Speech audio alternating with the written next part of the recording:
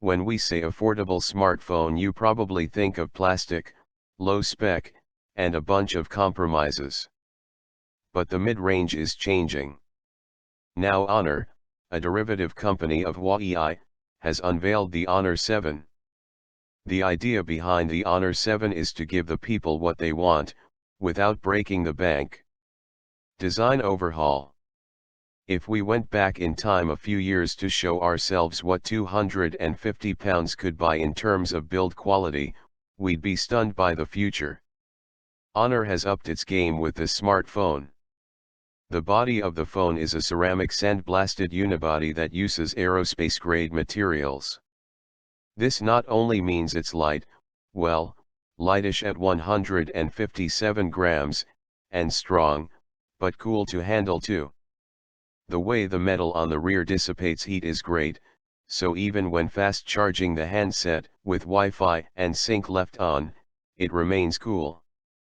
Small details like the speaker grills, which are CNC drilled after the metal is painted, add a better finish, even if it does cost more to manufacture. The grills look great, much like Apple's iPhone 6 in that way. The screen bezel size is minimal but not groundbreaking, nor is the fairly generic shape of the device. It's a fair thickness at 8.5 mm, so not too slim, not too thick, and that machined back offers plenty of grip. But it's just not that exciting in terms of design, it's generic. But then remind ourselves of the price point and much is forgiven. The Honor 7 comes with a dual nano SIM tray, meaning either two SIM cards or a SIM and micro SD can be used, which is a smart bit of dual purposing in its own right. Decent display. The 5.2-inch IPS Neo screen on board the Honor 7 offers a reasonable 1920 x 1080 pixel resolution for a respectable 424 ppi density. It's not QHD like some of the top-spec handsets, but at this price point we can't complain, especially with the ratio of screen to body coming in at 72.4%.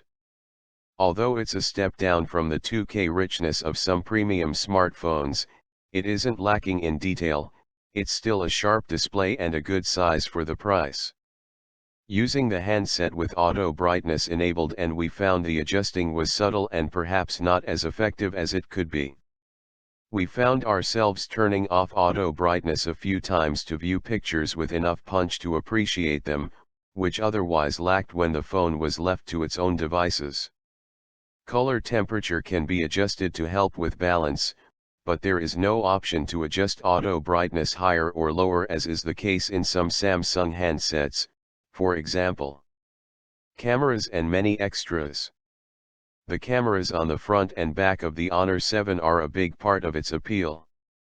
The rear offers a 20-megapixel Sony sensor while the front offers 8 megapixels and a soft light flash for lit selfies. They are coupled with myriad software options that make using this camera genuinely enjoyable. The main 20-megapixel camera packs in plenty of details and is lightning fast in operation. So from snapping a single shot to a burst or even effect photo, there was no lag whatsoever in our experience. You can keep tapping to capture shot after shot. There's the ability to blur moving lights, aimed at cars on roads, which we used to great effect when shooting a moving carnival ride. Light graffiti mode does a similar by leaving the shutter open, but was tougher to get good results from without blur. You'll need to have the phone held steady for these long exposures. There are also silky water and Star Trek modes for shooting rivers or the night sky. Time-lapse mode is also as easy as pointing and recording for any length of time needed.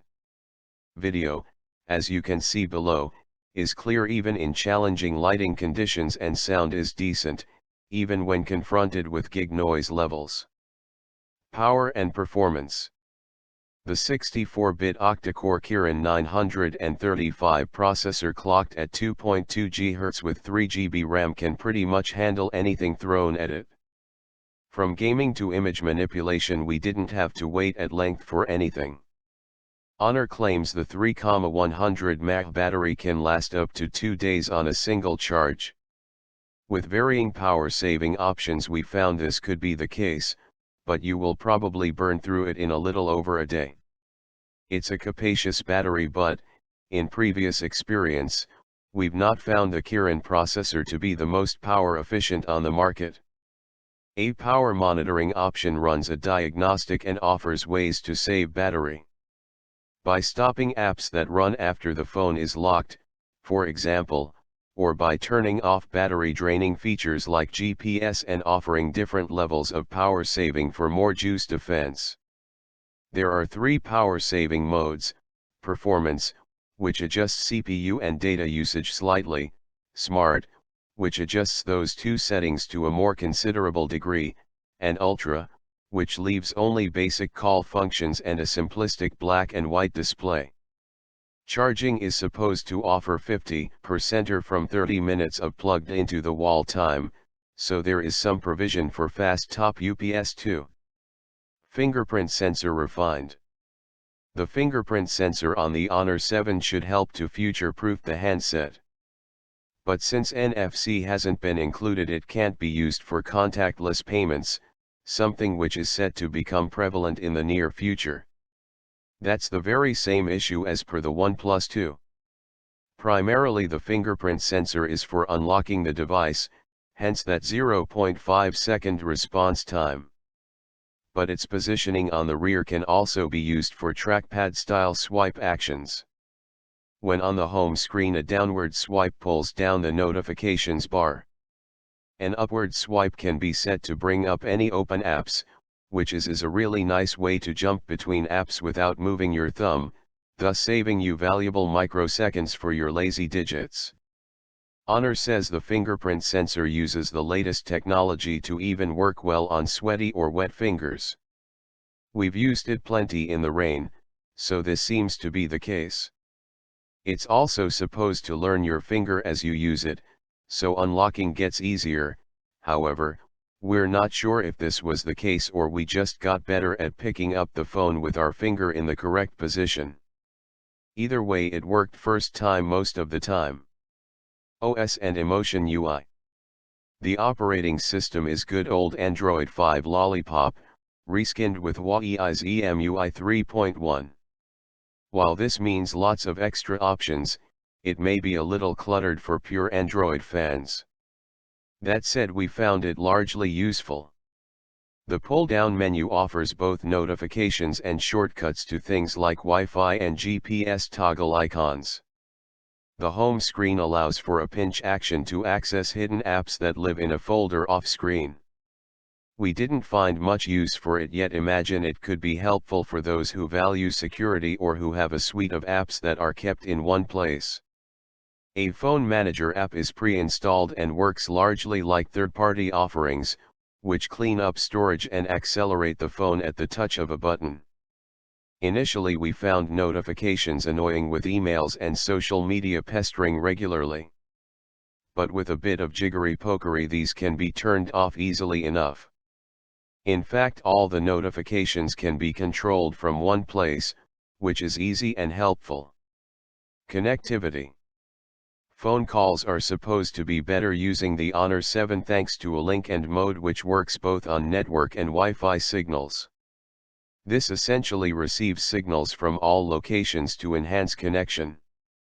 Presumably this means more battery consumption, but we didn't notice it with a cell so large in this handset. Calls we've taken have been extremely clear even when our connection was 1 bar level weak. With LTE/4G connectivity and Wi-Fi there are all the other gubbins on board to ensure decent connectivity, whichever carrier you're on.